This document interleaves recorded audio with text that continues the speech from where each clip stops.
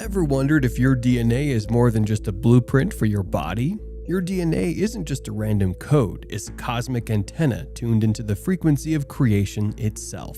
Sounds too wild to be true? Well, hold on to your hats because we're about to uncover some mind-blowing secrets that will leave you questioning everything you thought you knew about yourself and the universe. From Tesla coils to sacred geometry, from water's hidden message to the power of your own blessings. Get ready to journey into the depths of the unknown. So, are you ready to unlock the mysteries of your DNA and tap into the boundless potential of the universe? Let's dive in and discover the extraordinary secrets hidden within each and every one of us. The concept that DNA functions as an antenna to the creator comparable to the mechanism of a Tesla coil discovers a fascinating interplay between the intricacies of human biology and the realms of spirituality. This notion invites contemplation on the vibrational nature of water and its pivotal role in enveloping the double helix of DNA, thus serving as a channel for the transmission of energy and the communication at the cellular level. Dr. Emoto's groundbreaking research delving into the impact of intention and vibrational frequencies on the crystallization patterns of water provides compelling evidence supporting the hypothesis that water possesses the capacity to retain memory and exhibit responsive behavior to subtle energetic stimuli. Expanding on this idea, the analogy between DNA and a Tesla coil explains the complicated relationship between biological structures and their inherent capacity to interact with energetic forces permeating the cosmos. Just as a Tesla coil boosts and sends out energy, DNA structure helps it connect with subtle energies, creating a link between people and something bigger. This conceptual framework invites exploration into the mechanisms through which consciousness interfaces with the material realm, hinting at a deeper understanding of the interconnectedness between mind, body, and spirit. Water's vibrations are a big part of this conversation, showing just how important water is for carrying and boosting energy. Dr. Emoto's research highlights that water can form structured clusters around DNA, making it very sensitive to subtle energy influences. This suggests that water might not just be a simple substance, but could also act as a carrier of consciousness and a way to facilitate spiritual communication. This idea challenges the usual view of water as something passive and unimportant. Instead, it invites us to rethink and appreciate water's role in holistic health and spiritual well-being. Water could be much more significant than we typically realize, not just for physical health, but also for our emotional and spiritual states. So, by understanding water's unique properties, we can better appreciate its potential impact on our overall wellness and the way we connect with the world around us. In essence, seeing water as an antenna to the creator encourages us to rethink how we understand reality, blending science and spirituality. Recognizing the complex relationship between biological structures like DNA and the subtle energetic forces in the universe helps us appreciate the interconnectedness of all life and the sacredness of the natural world. This perspective encourages us to have a more respectful and mindful relationship with water, acknowledging its important role in spiritual awakening and holistic healing. Scientific research into the structure of water, led by experts like Lee Lorenzen and Dr. Emoto, has provided amazing insights into how water molecules are organized and how this affects biological systems, especially DNA. Through careful experiments and observations, scientists have discovered that water molecules form hexagonal shapes around DNA strands. This detailed molecular interaction plays a crucial role in genetic expression and cellular function. These findings deepen our understanding of the relationship between water and biological matter, revealing how water's structure influences life's fundamental process. Central to these studies is the discovery that water can form structured clusters around DNA molecules. This phenomenon suggests a subtle yet powerful energetic connection between water and genetic material. The hexagonal arrangement of water molecules around DNA indicates a harmonious alignment between the vibrational frequencies of water and the informational codes in our genes. This alignment isn't just a coincidence, it shows the intricate molecular forces that control biological systems, hinting at a deeper intelligence within creation. Moreover, experiments have shown that intention, prayer, and energetic frequencies can alter the structure of water. Dr. Emoto's pioneering work has shown that human intention and emotion can change the molecular structure of water, challenging the idea that matter is inert and without consciousness. By simply praying or focusing intention, people can infuse water with specific vibrational frequencies, altering its molecular and energetic properties. This finding highlights water's responsive nature and the crucial role of consciousness in shaping reality. These scientific discoveries have far-reaching implications beyond theoretical speculation. They offer valuable insights into potential water-based technologies in fields like medicine, agriculture, and environmental conservation. By using the transformative power of structured water, scientists and innovators can revolutionize existing practices and promote sustainable development and holistic well-being. This could involve developing new water purification technologies or integrating structured water systems into agriculture. The potential applications are vast, offering hope in an increasingly fragmented and chaotic world.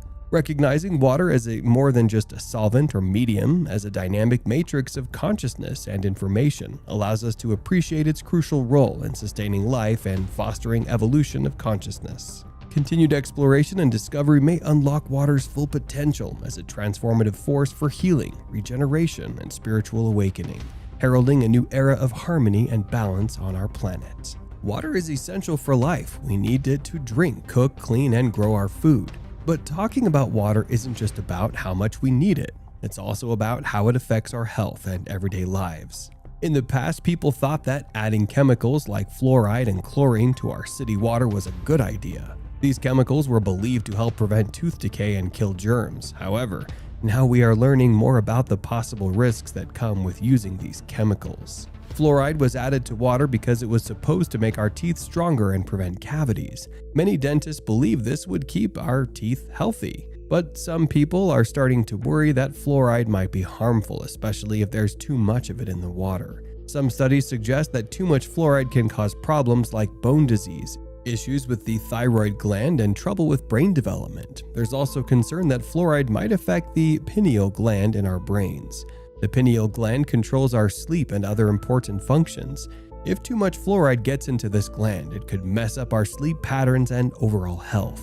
Chlorine is another chemical used to clean water. It does a good job of killing germs, which is why it's used in many places. But chlorine also has its own set of worries. When chlorine is added to water, it can create other chemicals called disinfection byproducts. Some of these byproducts can be harmful to our health. For example, some are known to cause cancer and other serious health issues. There's also a concern that using chlorine could make bacteria in the water become resistant to antibiotics.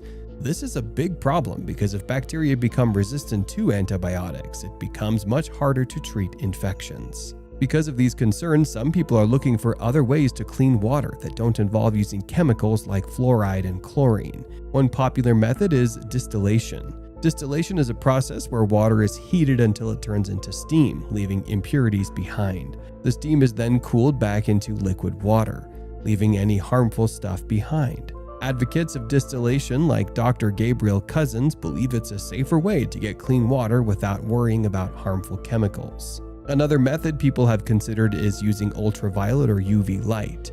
UV light can kill germs in the water without adding any chemicals. This method is already used in some places and is becoming more popular as people look for safer ways to clean water. Filtration is another option. This involves passing water through filters that can remove impurities and germs. There are different types of filters, and some can even remove chemicals like chlorine and fluoride. In the end, making sure we have clean water that's good for us and the environment involves thinking about a lot of different factors. It's not just about killing germs or preventing cavities. It's also about making sure the water we drink is safe and healthy in the long term. This means finding the best ways to clean city water and looking for alternatives like distillation, UV light, and filtration. It's also important to consider how these methods affect the environment. For example, using a lot of chemicals can have negative impacts on our rivers, lakes, and oceans. Finding methods that are both effective and environmentally friendly is crucial. This way, we can protect our health and the health of our planet for generations to come. People all around the world need access to safe, clean water for drinking and other needs.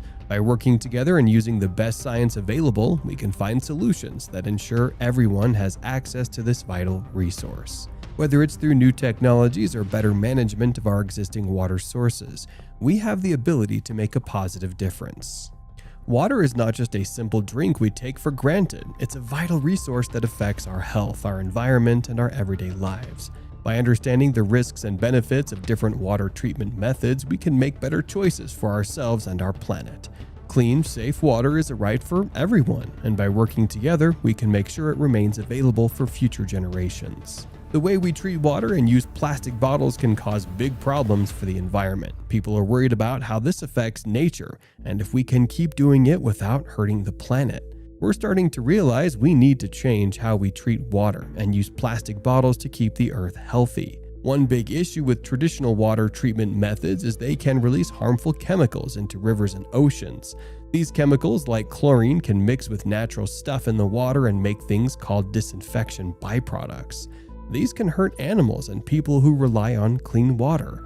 Also, when we dump treated wastewater into waterways, it can mess up the balance of life there, causing things like too much algae to grow, which is bad for the environment. When too much algae grows, it can create dead zones in the water where there's not enough oxygen for fish and other aquatic creatures to survive. This happens because the algae eventually die and decompose, a process that uses up a lot of oxygen.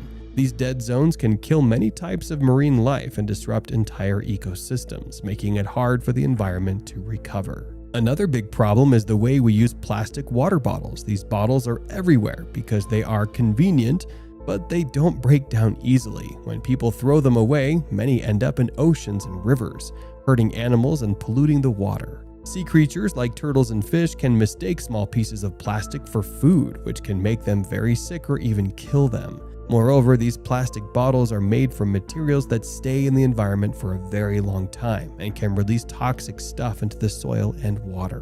When plastic breaks down into tiny pieces called microplastics, these can get into our food and water. Scientists have even found microplastics in the air we breathe. This means that plastic pollution can affect not only wildlife, but also our own health. The chemicals from plastics can cause problems for our bodies, potentially leading to diseases and other health issues over time. To fix these issues, we're trying to find better ways to clean water that don't use harmful chemicals. For example, as we've discussed earlier, people are looking into using ozone or ultraviolet UV light to disinfect water. These methods, as previously mentioned, can kill germs without creating harmful byproducts. Another method is using natural filters like plants and sand, which can clean water naturally without adding any chemicals. By using these alternative methods, we can reduce the amount of harmful stuff that gets into our water and keep our rivers and oceans healthier. We're also working on reducing the number of plastic bottles we use. One way to do this is by promoting reusable bottles. Many people now carry their own water bottles that they can refill throughout the day, which helps cut down on plastic waste. Some places even have set up water refill stations to make it easier for people to use reusable bottles. Additionally, there are efforts to make plastic bottles from materials that break down more easily or can be recycled more efficiently. Investing in new technologies that can help clean water without harming the environment is another important step. For instance, researchers are developing new types of filters and purification systems that can remove contaminants from the water more effectively and with less impact on the environment. These technologies can help provide clean water to more people while protecting natural ecosystems. Protecting natural water sources and ecosystems is also crucial. This means taking care of our rivers, lakes, and wetlands, which play a big role in keeping our water clean. Wetlands, for example, act like natural filters, trapping pollutants and helping to clean the water before it flows into larger bodies of water. By restoring and preserving these natural areas, we can improve water quality and provide habitats for many species of plants and animals. Managing watersheds is another key part of protecting our water. A watershed is an area of land where all the water drains into the same place, like a river or lake. By managing these areas well, we can prevent pollution from getting into our water sources. This can include things like planting trees to reduce erosion, creating buffer zones around waterways to filter out pollutants, and using sustainable farming practices to reduce runoff from agricultural fields. Educating people about the importance of water conservation is also vital. When people understand how important clean water is and how their actions can impact the environment, they're more likely to make choices that help protect our water sources. This can include simple actions like turning off the tap while brushing their teeth, fixing leaks, and using less water in their daily lives. We need to change how we treat water and use plastic bottles to protect the environment and make sure we have clean water for the future. By using better technologies, reducing plastic waste, and taking care of natural water sources, we can ensure a healthier planet for everyone. It's up to all of us to make small changes in our daily lives that add up to big improvements for the Earth. Together, we can create a world where clean water is available for all living things and where our environment can thrive. Water holds significance beyond just being something we drink when we're thirsty.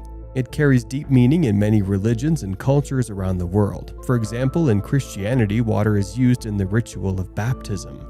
This ceremony is very important because it symbolizes a spiritual rebirth. When someone is baptized, it's like they are washing their past away. The act prepares them for a new life where they follow their faith and try to live in a way that aligns with their religious beliefs. In Islam, water is also very significant. Muslims perform a ritual called ablution, or wudu, before they pray. This involves washing certain parts of the body like the hands, face, and feet. By doing this, they are not only cleaning their bodies but also preparing their minds and souls for prayer. It's a way to purify themselves and get ready to connect with God. This ritual shows how water is used to help people focus on their spirituality and their relationship with the divine. But the importance of water goes beyond just religious rituals. In many cultures, water is seen as a symbol of life and renewal. This means that people recognize water as something that gives life and helps everything grow. It's not just about drinking water to stay alive. It's about understanding how water is connected to everything in the natural world. Water supports ecosystems, which are communities of living things like plants, animals, and humans, all interacting with each other. Without water, these ecosystems could not survive. People in many communities often express their gratitude for water. They understand that water is vital for life and that it's a gift from nature. This gratitude can be seen in various traditions and practices that honor water. For instance, some cultures have ceremonies or festivals dedicated to water, where they celebrate its importance and give thanks for it. These practices help people remember that water is a precious resource that needs to be respected and protected. The concept of living water, as discussed by Aubrey Marcus and Dr. Zach Bush, brings another interesting perspective. They talk about how water is not just a simple liquid made up of chemicals, but something much more dynamic. Living water is thought to hold energy and life force that connects all living things. This idea suggests that water has a special power that goes beyond just quenching our thirst or helping plants grow. It emphasizes that water is a unifying element that brings together all forms of life, highlighting the interconnectedness of the natural world. Water serves as a bridge between the physical and spiritual worlds, reminding us of our origins and our connection to the universe. By taking care of water, we ensure that it remains available not just for us, but for future generations as well. Protecting water means being mindful of how we use it and making sure we don't waste it. It involves simple actions like turning off the tap while brushing our teeth or taking shorter showers. Small changes like these can make a big difference in conserving water for the long term.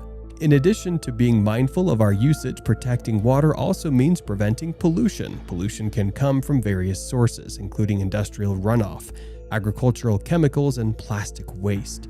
These pollutants not only harm aquatic life, but also affect the quality of our drinking water.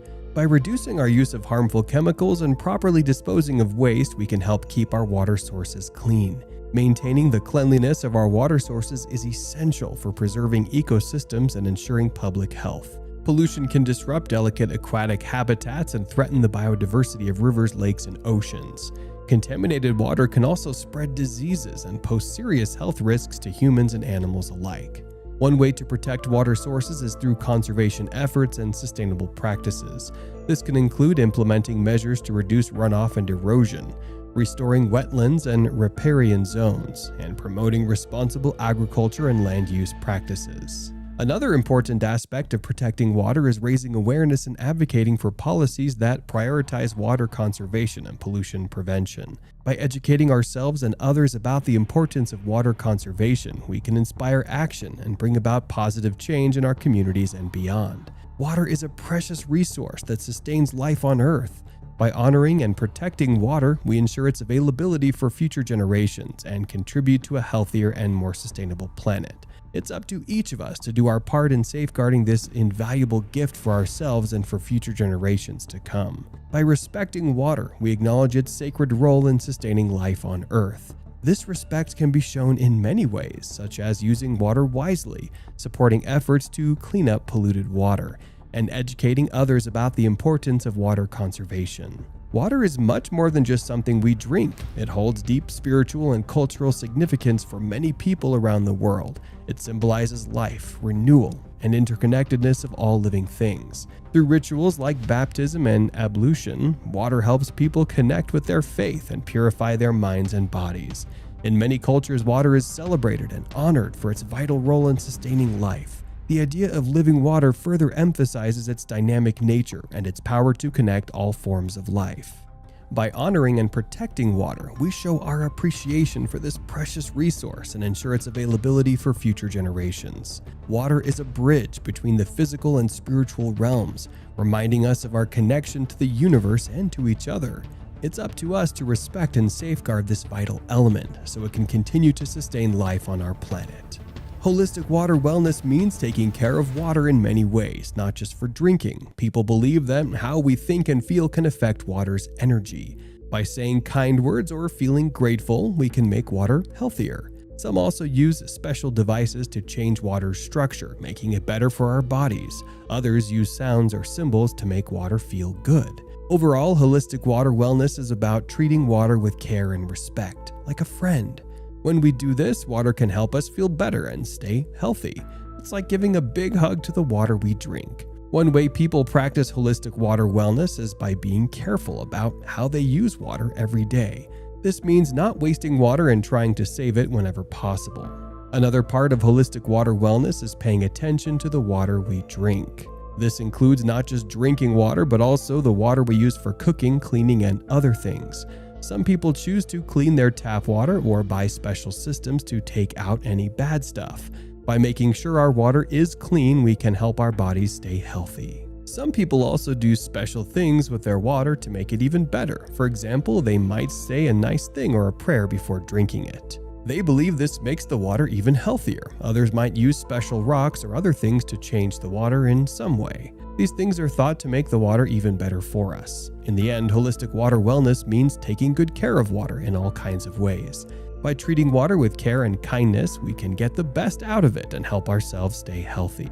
Whether it's using water wisely, cleaning it, or doing special things with it, there are many ways to make sure water helps us feel good and stay well. Examining water's impact on biology, spirituality, and public health highlights how they're all linked. Water isn't just something we use, it's vital for living things and keeping our environment healthy.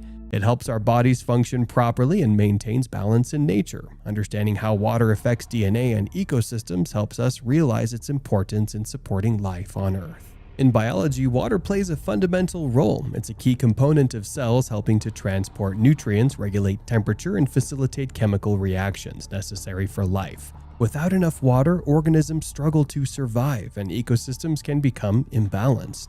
Water also holds significance in spirituality. Many cultures and religions view water as a symbol of purification, renewal, and spiritual cleansing. Rituals involving water, such as baptism and ablution, are common across different belief systems, representing a spiritual connection to this essential element.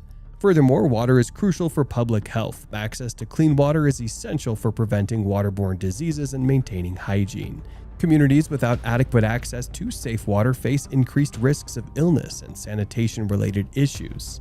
By recognizing the interconnectedness of water and biology, spirituality, and public health, we gain a deeper appreciation for its role in sustaining life and promoting well-being. It reminds us of the responsibility to protect and preserve this precious resource for current and future generations. There is enough electricity to create a second sun. Light would appear around the equator, like a ring around Saturn. Humanity is not prepared for greatness. I've spent years looking for ways that this energy could influence people. Nikola Tesla, born on July 10, 1856 in Smiljan, Croatia, then part of the Austrian Empire, was a Serbian-American inventor, electrical engineer, mechanical engineer, and futurist. Renowned for his groundbreaking contributions to the development of alternating current, AC, electrical systems. The beauty and aroma of the roses can be used as a medicine and the sun's rays as food. Life has an infinite number of forms, and the duty of scientists is to find them in all forms of matter. Tesla displayed an extraordinary aptitude for science and mathematics from an early age. After studying engineering and physics in Austria and Bohemia, he worked in the burgeoning electrical industry in Europe. In 1884, he immigrated to the United States, where he briefly worked with Thomas Edison before striking out on his own. 3 things are essential in this regard. All I do is look for them. I know I will not find them, but I will not give them up. It is another thing to destroy the power of evil and the suffering in which man's life passes. Sometimes they occur as an epidemic in the depths of space. In this century, the disease had spread from Earth to the universe. One of Tesla's most significant achievements was the development and promotion of AC electricity, which he believed was superior to Edison's direct current DC system. His work on AC power included the invention of the Tesla coil, an essential component in many modern electronic devices. I know that gravity is adverse to everything I have to fly, and my intention is not to make flight devices, aircraft, or missiles, but to teach the individual to regain consciousness of their own wings. I am also trying to awaken contained energy in the air. There are major energy sources. What is considered as empty space is only a manifestation of matter that is not awake. There is no empty space on this planet, nor in the universe. Black holes, of which astronomers speak, are the most powerful sources of energy and life. Nikola Tesla was known for his eccentric personality and flamboyant public demonstrations of his inventions. Despite his numerous patents and the transformative nature of his work, he struggled financially throughout his life and was often overshadowed by his contemporaries like Edison and Marconi. And Tesla is celebrated as a pioneering genius who was ahead of his time. His contributions to electrical engineering, particularly his development of AC power systems, have had a lasting impact on the modern world. We've been misled just because we've been fooled by our senses. Our eyes see 0.05% of the entire electromagnetic wave. We're blind cosmically, but we judge everything by what we see. And they've done that with science for so many years. You look at E = mc². That talks about expansion. It does not show how it's divided. You've never breathed in twice without breathing out. You breathe in and you breathe out. You charge and you discharge. I've spent 45 years searching these things out and trying to figure out what the universe how it really worked. And we've come to find that the universe, they are abandoning the standard model, the ideas of black holes and dark matter, for an electric model of the universe that is in response to the Berkeley currents and all these things. It's a better version, a better vision of how we should see the universe. That's how I see it, and I think it should be explored. Religions and philosophies teach that man can become the Christ, Buddha. What I am trying to prove is revolutionary and almost inaccessible. It is what must be done in the universe so that each being is born as Christ, Buddha, or Zarathustra. There are 4 laws of creation. The first is that the mind cannot conceive or mathematically measure the source of the whole bewildering and dark plot, and that plot fits the whole universe. The second law resides in expansive darkness, which is the true nature of light, of the inexplicable, and is transformed into light. The third law is the need for light to become a matter of light. The fourth law is there is no beginning or end. We know that energy does not die. Energy just reboots itself and reboots itself. So we are eternal. So stop panicking, thinking your life is over. You've done this trillions of times. you'll get good at it and we'll be perfect one time if we get conscious. And what I tried to tell you guys earlier, this is not your first time, it's not your first rodeo, and it won't be your last rodeo. Don't panic in this life. You can actually, there's no sense of death. Everything goes to sleep and it wakes back up again. There is no death. There's no death. Everything's eternal. And once we get rid of the idea, okay, you're gonna die and disappear, then they don't have any grasp over you anymore. And to be free, the truth will set you free. That's why I was like, okay, well, if this truth cost me this lifetime, then wonderful, I've accomplished what I needed to do. I knew from my childhood that I would get most of my discoveries, although I was not entirely clear. Well, it's been 40 years of me dancing on this thing. For 40 years, I was told I was wrong. For 40 years, I was told that, the platonic solids and all those were the solids. You have to have faith in self. All of this, I can sit up here and tell you guys that, I'm the smartest man in the world. I figured out what Da Vinci and none of them could do. The truth is, you really want to know the truth? This may be crazier than the fiction. The truth is, I woke up inside my mother's womb at about 6 months of age. I woke up inside of there. Like boom. I don't know what had happened. Maybe my mother went through some trauma or whatever. But I woke up and I was like, oh God, I'm here. I'm here. Don't forget, don't forget, don't forget, don't forget, don't forget. This is truth. Don't forget, don't forget, don't forget. So what I'm saying to you, you are conscious inside the womb, but we have no common frame of reference. But I remembered, don't forget, don't forget, don't forget, because I knew I'd been here. Don't forget. And you know what I didn't want to forget? This flower of life. Because apparently I'd been interested in it at a given time. And I came out and I was born. The first thing I thought about when I was 5 years old, I was obsessed with bubbles. I was like, why does a bubble take the shape of a ball? Why not a square or a triangle? And I would go and try and make square or triangular bubbles. And we could never do it because it turns out everything expands as a sphere and everything contracts in geometric form. First, a maintenance of the whole. The body of man is a perfect machine. I know my circuit and what is good for it. Food that almost all people eat, to me, is harmful and dangerous. Sometimes I visualize cooks of the world being all conspiring against my note. When you speak against the established norm, you get pushed outside. You don't get funding anymore. I've invented, here I'm an Oscar-nominated actor that is known all around the world, face recognition, vocal recognition, all around the world.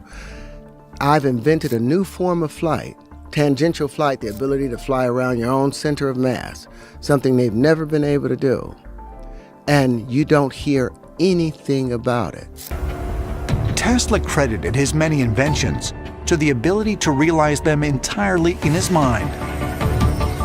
He also described experiencing intense flashes of light, which were followed by moments of intense creativity and clarity. He would see an invention appear before his eyes in almost holographic detail. He said that he could rotate these visions, take them apart piece by piece, and he knew exactly how he was going to build these inventions based on his visionary experiences. I'm going to have to thank the visualization for everything I've invented. The events of my life and my inventions are real in front of my eyes, like any occurrence or article. In my youth, I was afraid of not knowing what it is, but later I learned to use this power as an exceptional talent and a gift. He nourished and projected jealousy. I also did the corrections through visualization in most of my inventions and ended them that way. By visualizing mentally, I solved complex mathematical equations. For that gift I have, I will receive the distinction of the High Lama in Tibet. My sight and hearing are perfect, and dare I say that they are stronger than in others. I hear the thunder 150 kilometers away, and I see colors in the sky that others cannot see. This expansion of vision and hearing I have had since I was a child. Later, I developed it consciously. Life is a rhythm that must be understood. I feel the rhythm. I let it lead and I consent. It was very nice and gave me the knowledge I have. All that lives is in a deep and wonderful relationship. The man and the stars, the amoebas and the sun, the heart and the circulation of an infinite number of worlds. These ties are unbreakable, but can be tamed, propitiate, and begin to create new and different relationships in the world, and not violate the old. Knowledge comes from space. Our vision is the perfect set. We have two eyes, the earthly and the spiritual. It is recommended that they become an eye. The universe is alive in all its manifestations, like a thinking animal. The stone is a thinking and sensitive being, such as plants, beasts, and a man. A star that shines has to be seen, and if we are not self-absorbed, we would understand its language and its message. The breath, the eyes, and the ears of man have to fulfill the breath, the eyes, and the ears of the universe. Perfect resonance, because we are all connected on this ether, and that waveform that's the consciousness. We are all just one great being. Yeah. That's what they forget. We're not separate. The universe is probably one cell inside of some super organism. Right. Everything has an equal and opposite. It has to mate. Mating is a big part of what we do. The boron mates with nitrogen, and that's how the carbon happens. Everything inside of us, all our cells, they're mating.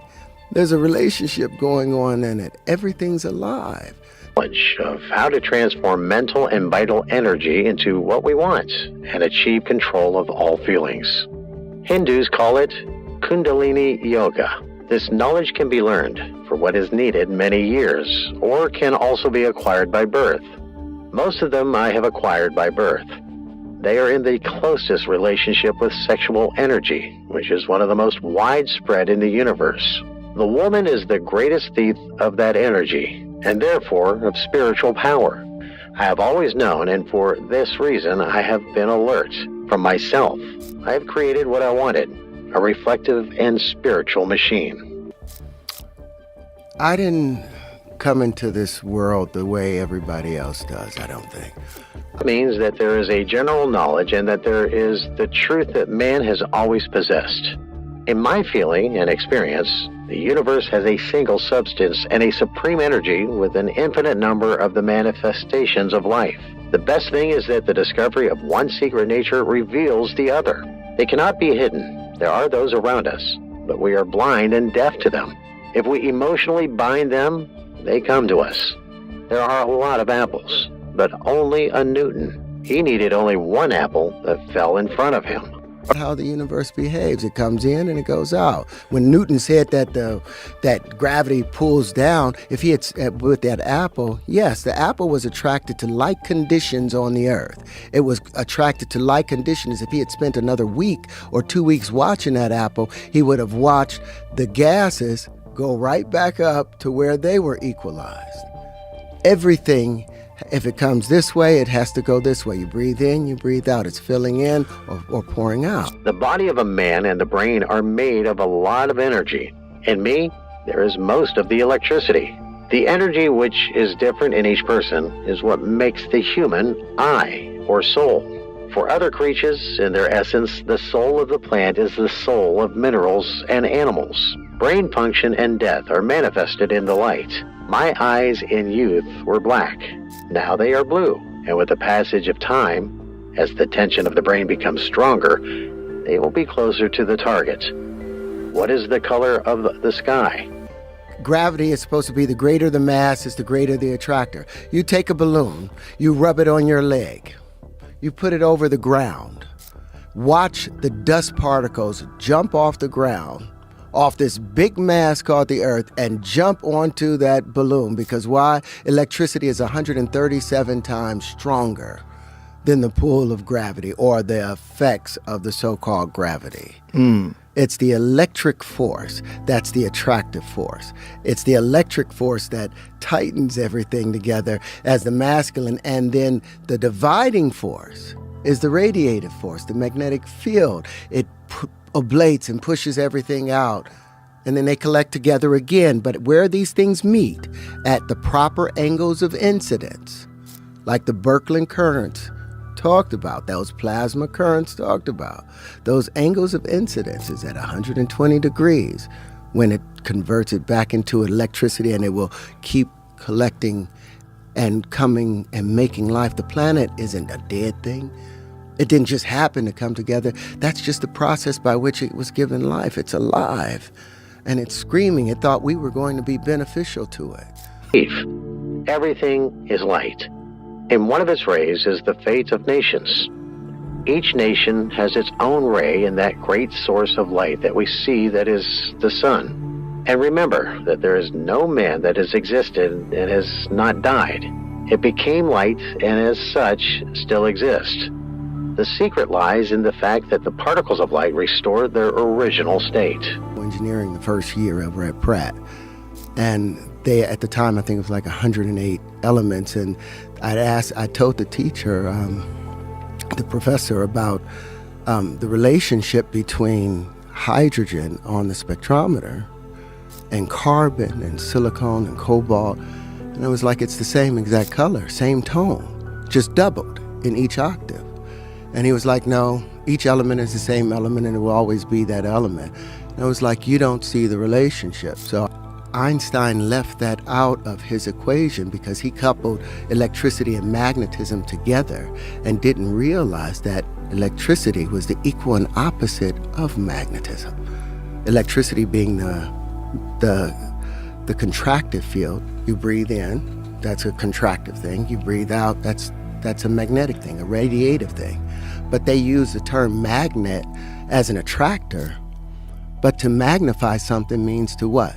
Make it larger, increase the space. That's the work of radiation. That's what Walter Russell was talking about all those years.